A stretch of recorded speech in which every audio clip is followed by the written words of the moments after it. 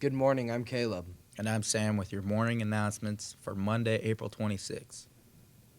With this week being prom, we are going to play a video that is very important for everyone to hear. It has information that could impact people and the decisions that are made. Please pay attention. Greetings, everybody. This is Grant Peters and Bruce Koppel here with an important message. We're going to be discussing the Indiana Lifeline Law today. Okay, so as most of you know, I teach a criminal justice class, and in the last couple of weeks we've been talking about multiple things, law obviously, but the Indiana Lifeline Law came up, and I'm real proud of our students. You'll see around the school pretty soon some posters really promoting that law, and I took a little bit of responsibility because I'm not sure everybody knows that this is out there. So I want to tell you a little bit about this law, and Mr. Peters and I will, and then we're going to show you a quick video. So this Indiana Lifeline Law also is part of the Indiana Good Samaritan Law. It allows young people to get help for themselves and others who need immediate medical attention due to alcohol poisoning, drug overdose, sexual assault, or other emergencies without the concern of being prosecuted for underage drinking. That also includes public intoxication, minor in possession of alcohol, minor in consumption, and minor transporting. Now, do understand on some of that, on the sexual assault piece, it means that you'll still be potentially arrested for a crime of any sexual assault, but it's the alcohol piece that comes into play. So make sure you understand that.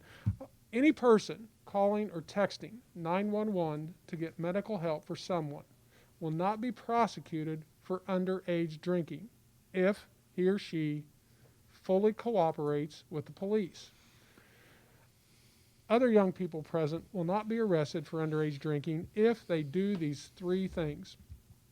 Number one, remain on the scene until police and an ambulance arrive. 2, provide their full name and any other relevant information to the police. And 3rd, cooperate with authorities once they arrive.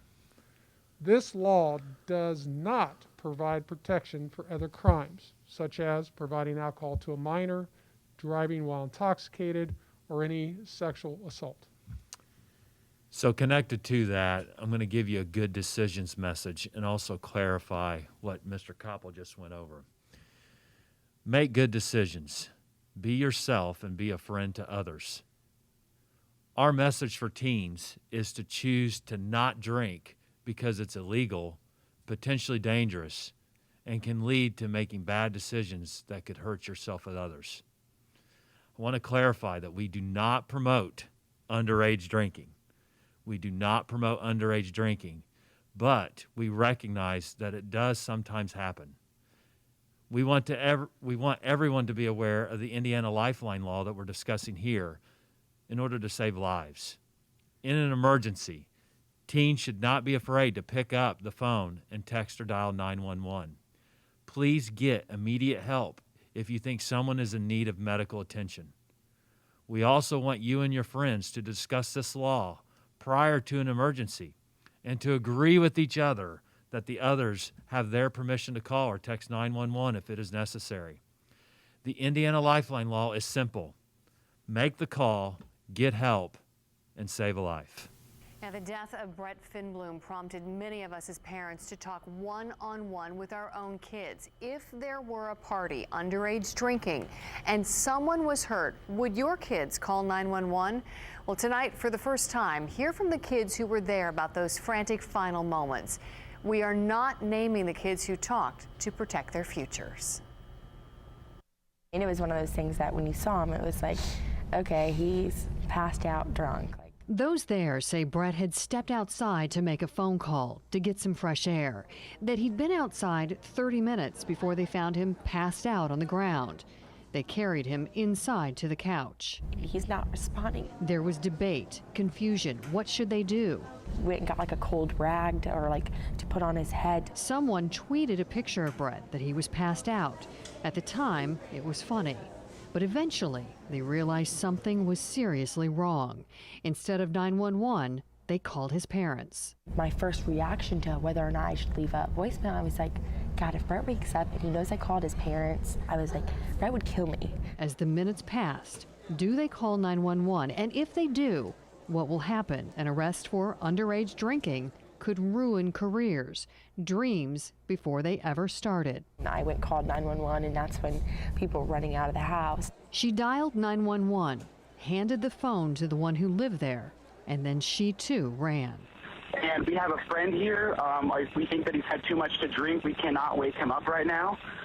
We'd like to get an ambulance out here ASAP. I cannot feel a pulse right now, so I'm really freaking out. The kids at the party scattered, running into a friend from another party down the street.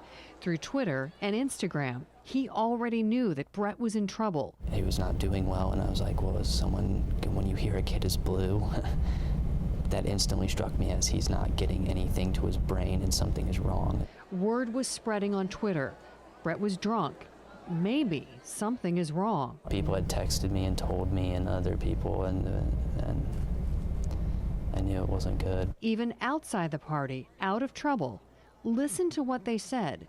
Kids worried. People were saying, don't call, and people were telling me not to call, and I wasn't even there, and people were saying, don't call. What was he drinking? I think just vodka. When medics finally arrived, Brett's heart was stopped. He was rushed to the hospital. Nearly 100 kids gathered at the hospital to hold vigil, to pray. Tonight, a rare moment when underage drinking becomes not just words, but life-changing. The family would like me first to reemphasize that this accident was absolutely alcohol-related. It was due to the amount of alcohol in Brett's system. It was not due to a fall or a hit in the head. None of them were prepared for the next words. The family would like for me to announce that Brett passed away. Thanks to Joey. And they're planning on a funeral Thursday or Friday. Because of one night, Brett will not be a freshman. He will be an organ donor. Brett will not go to college. He's in a cemetery. Brett will not come home, ever.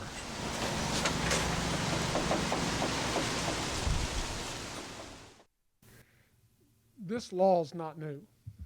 The video you just watched, that happened, and it's from Carmel, Indiana, and it was devastating to a school community and a community as a whole.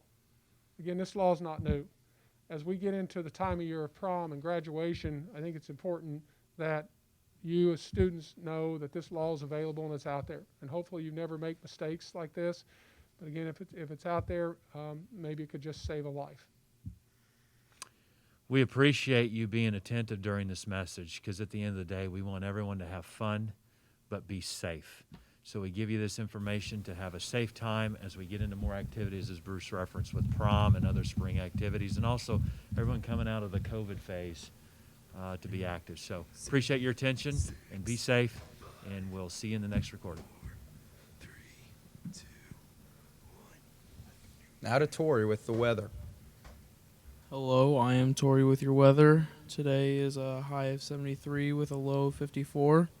Tomorrow will be a high of 82 with a low of 63.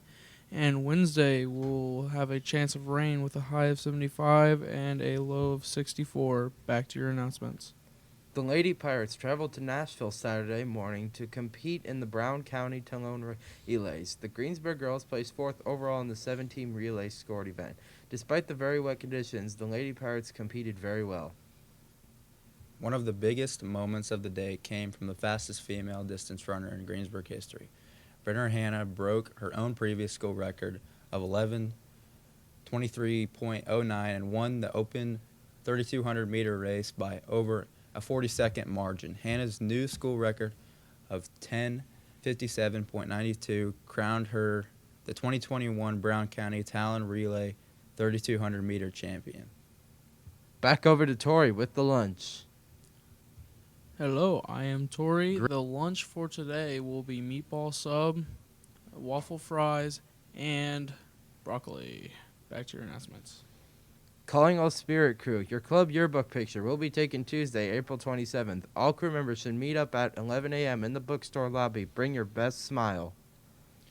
2021 yearbooks are officially on sale. To place an order, go to the Greensburg High School website and click on the yearbook tab. Cost for the yearbook is $70. Last time to Tori with the sports. Hello, I am Tori. We have a golf game that will be away, baseball game that will be home, and a softball game that will be home. Back to your announcements. Greensburg Community Schools Educational Foundation is sponsoring Walk the Plank 5K and 1 Mile Fun Run on Saturday, May 1st. 5K begins at 9 a.m. and the 1 Mile Fun Run begins at 10 a.m.